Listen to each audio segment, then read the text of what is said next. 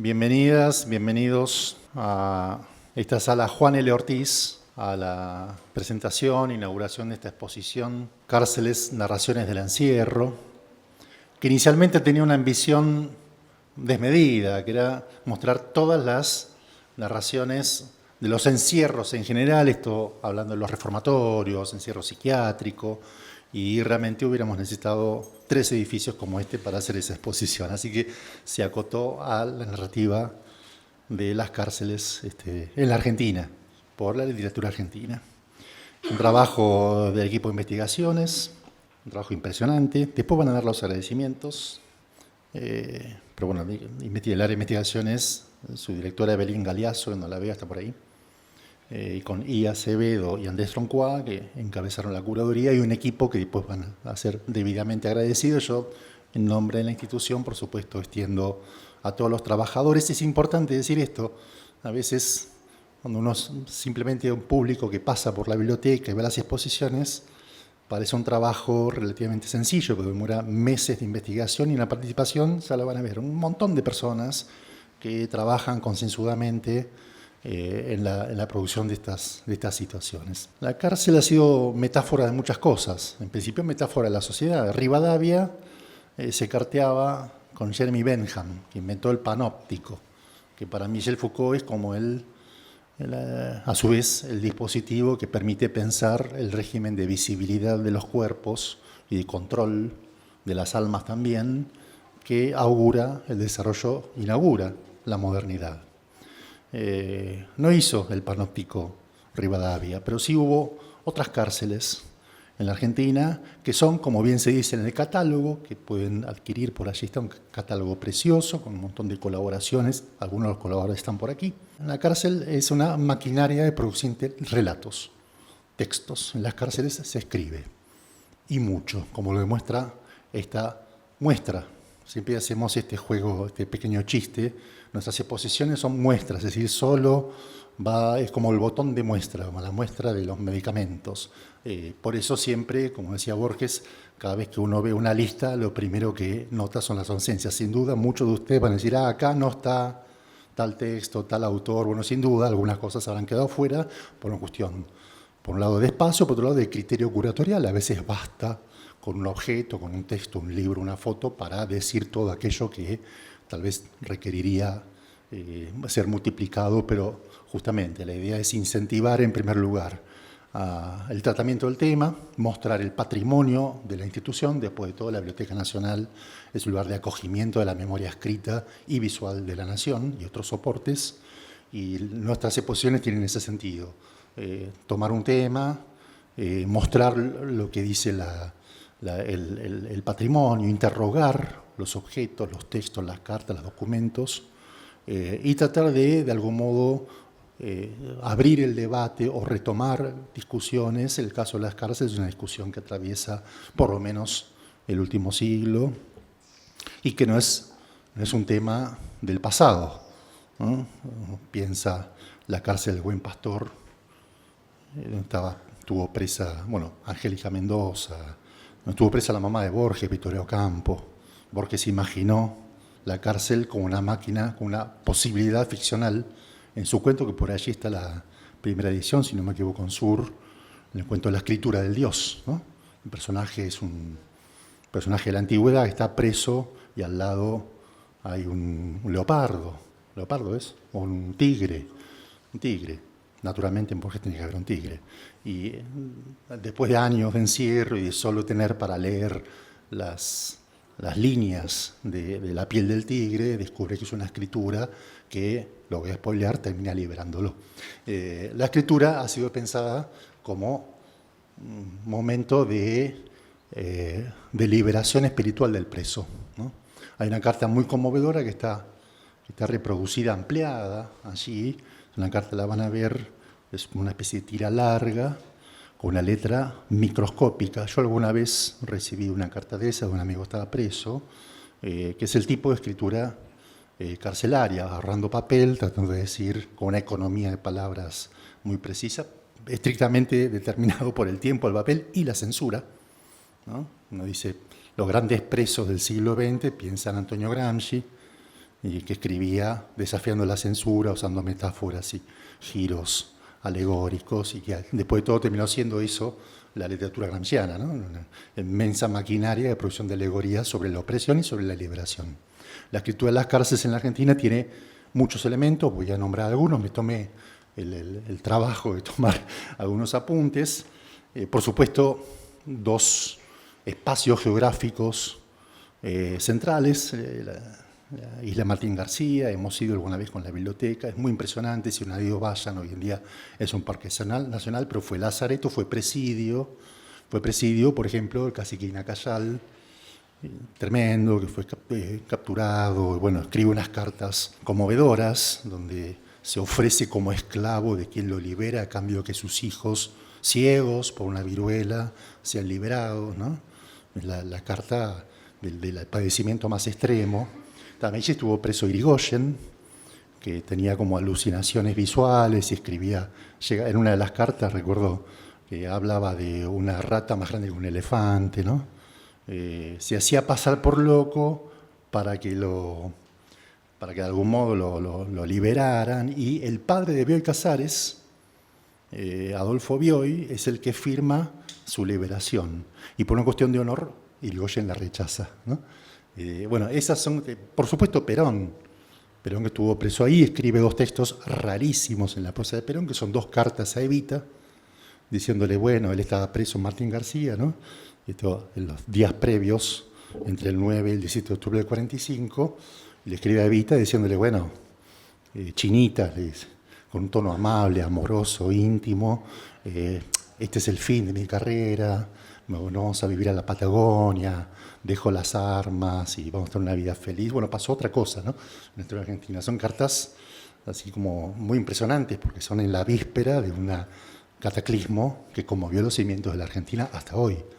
Frondizi estuvo preso, Frondizi estando preso en Martín García, confinado en realidad, no es exactamente un presidio, es un confinamiento, en la que está la casita donde estuvo Perón, la casa donde estuvo Perón ahora es una escuela.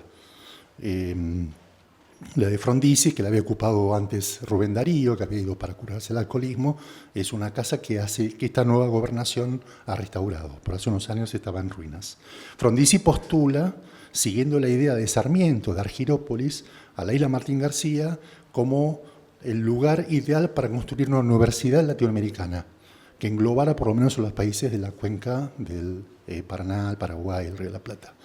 O sea, lugar también de proyectos utópicos, ¿no? La cárcel como lugar no solo de construcción de textos, de denuncia, ya están los libros de los presos de Bragado, un caso muy famoso de unos anarquistas que fueron condenados a prisión perpetua, torturados salvajemente, y Paco Alboto escribe un libro sensacional que se llama Los presos de Bragado, que es una especie, además de la denuncia, la tortura, de la época del 30, la época de la picana del hijo de Leopoldo Lugones, siempre estamos en la misma zona, ¿no? Lugones, Borges, Irigoyen. Boto escribe ese libro que es una gran sociología de la cárcel. Piensa todos los problemas de la vida carcelaria en su mayor crudeza, y también, como lo hace, que esto es una rareza, con una mirada piadosa sobre sus captores, ¿no? Esto es muy impresionante. Te siente piedad por aquellos que ejercen el oficio de carcelero, que son parte de la maquinaria de opresión. También el suyo es un alegato por liberar a esas personas del oficio oprobioso que cometen, ¿no? Es un texto extraordinario. Bueno, hay muchísimos textos aquí. El otro presidió la cárcel de Ushuaia, ¿no? Cárcel de Ushuaia, que fue pensado casi como el modelo por excelencia del encarcelamiento en el fin del mundo, en el siglo XIX, Julio Verne había pensado en el fin del mundo, y que literalmente es el fin del mundo, si no consideramos la Antártida. Más situación de confinamiento que ese no hay. Una cárcel con temperaturas bajo cero, un lugar inaccesible. Ahí estaba Simón Radovisky, ¿no? Estaban y también los presos radicales, Ricardo Rojas, que escribe su libro Archipiélago. Estoy golpeando esto. Su libro Archipiélago, del propio Paul Grusac, que hace un viaje y describe su entrevista con Radovisky. En fin, es un lugar profundamente literario también, y es un lugar donde la opresión y la construcción de la mirada estatal para garantizar que ese otro social debe ser condenado porque procede a la transgresión de los márgenes de la ley. La cárcel de Ushuaia, en ese sentido, como Martín García, eran como el emblema territorialmente situado, 2 islas, ¿no? Territorialmente situado de el panóptico que no había poder hacer Rivadavia. Luego, bueno, por supuesto, la cárcel de Las Heras, acá a 3 cuadras, famoso episodio que está por ahí, el fusilamiento del general Valle, ¿no? Su carta, la carta conmovedora que le escribe a su familia y al pueblo argentino a punto de ser fusilado, ¿no? Es una carta tremenda, una carta al que sabe que va a morir, ¿no? Bueno, y después la ficción que bascula entre lo testimonial y lo meramente ficcional, ¿no? Como los libros de Viñas o de Ricardo Piglia, pero hay situaciones que se detallan muy bien en el catálogo donde lo ficcional parte de la experiencia. El texto entre gracioso, irónico y tremendo también de Rodolfo Fowell, que estuvo preso por una causa de delito común, y hace una especie de rápida sociología irónica de la cárcel, o la experiencia impresionante, que son los grandes textos para pensar el drama de la dictadura, de nuestro amigo Eduardo Josami, que se fue hace muy poco, su texto que tiene el título 2922, la cantidad de días que estuvo preso de la dictadura, que es autobiografía. Eduardo escribió mucho, pero esa es su autobiografía más pulida, más concreta y más terrible, ¿no? Porque él no elude los temas más ríspidos de los dilemas morales y políticos que afronta el preso de la dictadura. Son los grandes textos, sin duda, que se produjeron en la Argentina, no solo sobre la cárcel, sino sobre la literatura y sobre cómo narrar una experiencia, que es uno de los grandes temas que aquí están. Y bueno, para no abundar demasiado, la muestra es mucho más amplia, pero el final de la muestra se puede ver, lo van a contar mejor ellos, textos producidos hoy en la cárcel. La cárcel sigue siendo, entre otras cosas, por la articulación con la universidad, con talleres literarios, es una gran máquina de producción ficcional. Por supuesto, hay infinidad de trabajos, por aquí a la vuelta se ven los trabajos que el positivismo lógico hizo para pensar al anormal, al delincuente, la construcción del otro social, que es una producción que en términos jurídicos, criminalísticos, teóricos, políticos, filosóficos, sigue produciendo así. Aquí hay algunos elementos de ese discurso, pero no es el centro de la muestra. El centro de la muestra me parece que es las ficciones en sus diversos registros que produce la literatura argentina. Son fantásticos los fanzines, ahí me contaba Andy, de Rosario, han mandado fanzines producidos adentro de la cárcel, ¿no? Es decir, la escritura, un espacio de resistencia, de reflexión, una instancia de reflexión, acaso de liberación espiritual o de expurgo de culpas, no lo sabemos, pero en todo caso, como siempre lo fue la escritura, una herramienta de comunicación y de interpelación a un otro que en este caso está fuera, pero que nunca está del todo fuera. Bueno, muchas gracias. Le paso la palabra a los curadores. Hola, ¿cómo están? En primera instancia, yo quería agradecer a los compañeros y compañeras de la biblioteca, que como nosotros siempre decimos en las exposiciones, es un trabajo colectivo del cual participan infinidad de personas, desde gente que alcanza los libros hasta los compañeros que van a buscar los materiales. Es un trabajo que se va haciendo con piezas encadenadas, que nosotros desde la Dirección de Investigaciones, en este caso con el compañero I. Acevedo, hicimos la curaduría de la muestra, pero para nosotros es muy importante destacar el trabajo colectivo que llevan las muestras. En este caso yo voy a leer los agradecimientos para no olvidarme de nadie, porque es importante para nosotros destacar esto. En primer lugar, a la directora de la biblioteca, Susana Soto, al director nacional de Coordinación Bibliotecológica, Pablo García, al director general de Coordinación Administrativa, Roberto Arno, a la subdirectora de la Biblioteca Nacional, Elsa Rapetti, y al director nacional de Coordinación Cultural, Guillermo David. A la directora de Gestión y Políticas Culturales, Magdalena Calceta, a nuestra directora de Investigaciones, Evelyn Galiazo, a Emiliano Ruiz Díaz, Después a Santiago Allende y Florencia Hubertali del equipo de muestra de investigaciones, a Sofía Álvarez Curia y a todos los compañeros de investigaciones por sus múltiples y constantes aportes. A diseño gráfico por un tremendo trabajo que hicieron en la muestra y el catálogo. Veronique Pestoni, Silvina Colombo, Magdalena Romero, Daniela Carreira, Maximiliano Fiori. Al Departamento de Exposiciones y Visitas Guiadas, Valeria Agüero, Ezequiel Galarini, Susana Fítere, Andrés Girola, Pamela Micheli, Juan Manuel Argüello y Emiliano García. Y a Chiara Velarde. De la Dirección de Producción, Martín Blanco, Karina Lorenzo y Alejandra Biasolo. En la edición y corrección de textos, el Departamento de Publicaciones, Pablo Fernández y Laura Romero. A la corrección de textos de la muestra de Virginia Feynman, al Departamento de Preservación, Victoria López Alcoba, Flavia Ávila, Valeria Gilaberte, Denise Labraga y todo el equipo. Al Departamento de Archivos, Ana Guerra, Vera de la Fuente, Nuria Dimota, Nicolás del Soto, Cecilia Larsen, Georgina Ferrara, Javier Nadra, Daniela Rodríguez, Andrés Dulglovsky y a Clara Guareschi. A la Coordinación de Prensa y Comunicación, Ana da Costa, Paula Zar, Ariel Polosecki, Luján Sánchez, Ludmila Sil y a todo el equipo técnico.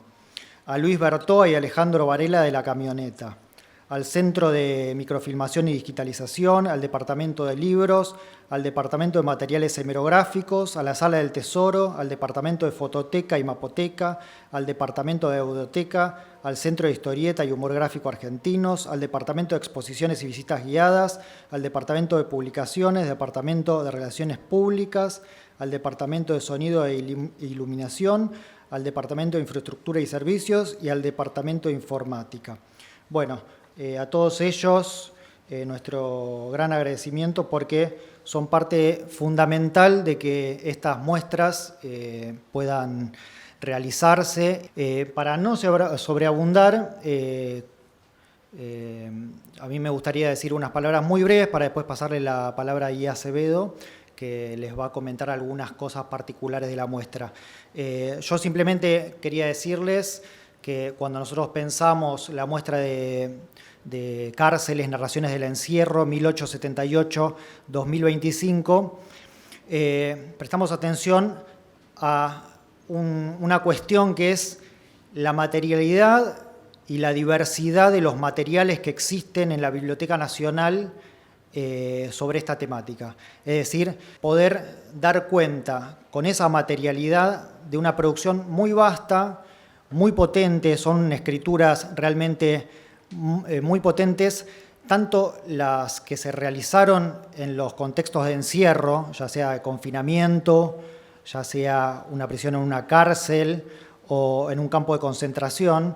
Hay textos que surgen de una necesidad de la escritura, una necesidad de la lectura, que se manifiestan en formatos también muy diversos. En la Biblioteca Nacional existen montones de materiales, desde manuscritos hasta fotografías, hasta libros, materiales hemerográficos, hay notas periodísticas muy diversas, hay un material infinito, muy valioso, muy rico, que por un lado habla por sí mismo, por otro lado nosotros, como decía Guillermo, lo entendemos en el sentido de muestra de muchos otros materiales, de puntos de partida para pensar y para ir a hurgar en los archivos, en las salas de libros, en las diferentes salas. Hacemos un muestreo de eso y nos parecía importante también hacer convivir en un diálogo problemático, complejo, a veces incluso contradictorio, textos, autores y documentaciones, ¿no? Entonces, para nosotros uno de los ejes fundamentales de hacer estas muestras también es dar a conocer materiales de la biblioteca, divulgar ese tipo de materialidad que lleguen, que puedan ser vistos, apreciados, que puedan ser releídos, muchos textos que hemos leído, que volvemos a ver y volvemos a releer en diálogo con otros materiales. Así que bueno, simplemente eso, esos agradecimientos, y ahora le doy la palabra a Ia Acevedo.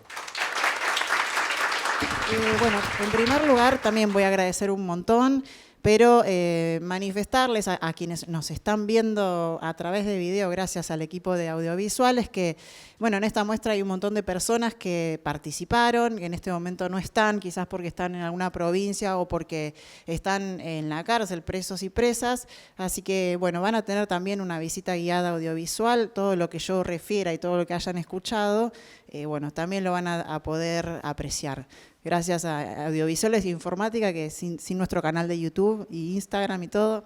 Bueno, la cuestión de esta muestra parte justamente de esto, ¿sí? De pensar y tratar de pensar cómo una biblioteca puede responder a cosas que tal vez no sabemos porque en nuestra vida cotidiana no las tenemos presentes. Es el hecho de que en las instituciones que transitamos, sea la escuela, sea el hospital o sea la biblioteca, hay personas que no están porque están presas. Y bueno, el mandato o el espíritu de la biblioteca desde su creación misma es ampliar la información, ampliar el conocimiento en la confianza de que eso es lo que nos ayuda a tener una sociedad mejor para todos. Así que esa fue la idea. Pero bueno, luego después de haber reunido todos estos materiales, también surgen otros descubrimientos y otras cosas que ustedes ya van a ir viendo, pero que les voy a señalar. Ya un panorama importante, ya lo hizo Guillermo, ¿sí? Básicamente van a tener los principales hitos de la vida política argentina en esta pared, pero esta muestra que sale desde 1878 hasta 2025 y que parte, como dijimos, de esta prisión de caciques e indígenas de las primeras naciones del territorio en la isla Martín García, ¿sí? Que gracias a las publicaciones de hemeroteca, que son antiguas y únicas, podemos también saber que en los diarios todos los días se hablaba de estos repartos indígenas, y termina en el 2025 en aquella lluvia de una novela poética que pueden ver hacia el final de la muestra, que es la novela de Maximiliano Cisneros, que fue escrita en la cárcel de Batán, en Mar del Plata, y que además fue editada, es una novela inédita, pero ustedes pueden verla, entonces ya el estatuto de edición mismo es border, ¿no?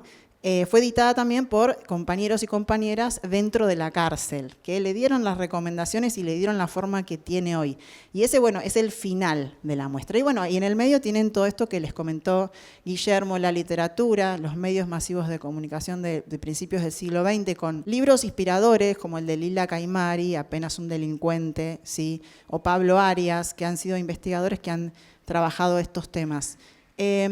Pero, ¿qué pasa con estas escrituras? Son escrituras tanto en las cartas, ¿sí? como las que podemos ver en las publicaciones, muchas veces sumamente precarias, ¿sí? Muchas veces bueno, escritas a pesar de la incomunicación, del encierro, a veces los destinatarios para los presos políticos solo podían ser los familiares, y aún así detectamos una cantidad de información, ¿sí? Y una de las cosas a la que nos dedicamos fue a un mural relacionado con el archivo Crónica, donde podemos ver a familiares, amigos y compañeros de los presos, tanto de presos políticos como de presos comunes, sosteniendo en actividades, en acciones por su liberación. Y bueno, la idea de esta muestra, y lo que más que nada les quiero encomendar, es que se fijen todas aquellas instancias donde las personas están ingresando a la cárcel, ¿sí? Que no son las personas del servicio penitenciario ni los presos, que son periodistas, talleristas, educadores, bueno, y muchas personas que están aquí conocen esa experiencia. Antes de terminar los agradecimientos, la comparación, y lo que hablábamos con Emiliano Ruiz Díaz, compañero a cargo también de las muestras, es la comparación entre la cárcel como institución sumamente cerrada y la biblioteca como una institución de las más públicas que existen, porque para ir a un hospital yo voy a estar enfermo, pero para una biblioteca todas las personas pueden venir. Entonces, bueno, esa relación es una relación de necesidad, ¿sí? De que una biblioteca tiene que poder responder a este conocimiento. Cuando empezamos el relevamiento, ¿sí?, de la última parte de esta muestra, que son las publicaciones de los últimos 30 años en la cárcel, encontramos en la biblioteca material muy valioso, ¿sí?, pero escaso. Había más o menos 12 o 13 publicaciones. Una de ellas, módulo 2, que fue hecha por personas de la biblioteca, ¿sí? Pero a partir de las donaciones que recibimos de todos lados del país y organizaciones, hoy tenemos más de 120 publicaciones. Así que imagínense para nosotros la satisfacción. Y esas donaciones, voy a nombrarlas ahora: Ediciones Bonaerenses, Federico Ternavasio de Barret Comunidad Editorial de Santa Fe, Alejandra Rodríguez del colectivo Yo No Fui, Lilian Alba de Mujeres Tras las Rejas, Cooperativa Esquina Libertad, de quien tenemos un libro de Miguel Bilbao que está aquí presente y también agradecemos. El proyecto Direito a Poesía de Brasil, donde tenemos traducciones de poesía de Rosario traducida en Brasil. Alberto Sarlo, que hace un trabajo impresionante en La Plata con la editorial Cuenteros, Verseros y Poetas. Oscar Taborda y Daniel García Helder de la editorial municipal de Rosario. Luisa Domínguez del programa universitario en la cárcel de Córdoba. Rocío Fernández de Fuga Ediciones, que aquí está también.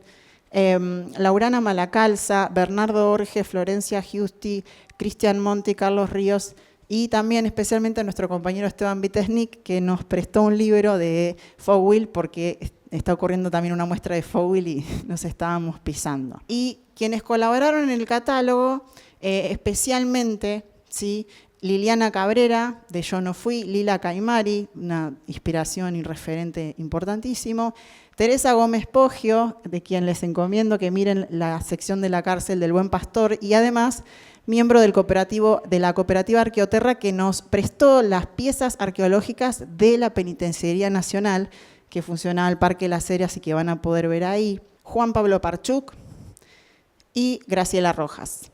Bueno, y tenemos un enriquecimiento con las fotografías de Adriana Lestido, que pueden ver allá, del año 1992, Alicia Sanguinetti del Devotazo, que es un impresionante documento histórico, y María Laura Solari con el mural de final que está allí. También prestaron piezas los amigos del proyecto Martín García, ese adoquín impresionante que pueden ver, y esta obra de la recuperación del adoquín. Gustavo Candela de la cooperativa Arqueoterra y Sebastián Russo. Y Diego Pogonza, el autor de la pintura que pueden ver en el adoquín. Y las instituciones que nos prestaron imágenes fueron el Archivo General de la Nación, el Museo Penitenciario Antonio Balbé, el programa Hugo 22 de la Facultad de Filosofía nos prestó gran cantidad de publicaciones, y el Museo Casa Ricardo Rojas. Bueno, esto es todo y ya tenemos ganas de conocer todas sus opiniones y vamos a terminar escuchando una canción que viene de ese mural de poesía que está al fondo y que su corazón es un poema de Juan L. Ortiz, que también da nombre a esta sala, pero en este caso la canción es la canción del Indio Solari de la masacre del Pabellón Séptimo. Así que gracias. Y también a Claudia Cesaroni, que está presente aquí. Bueno, gracias a todos.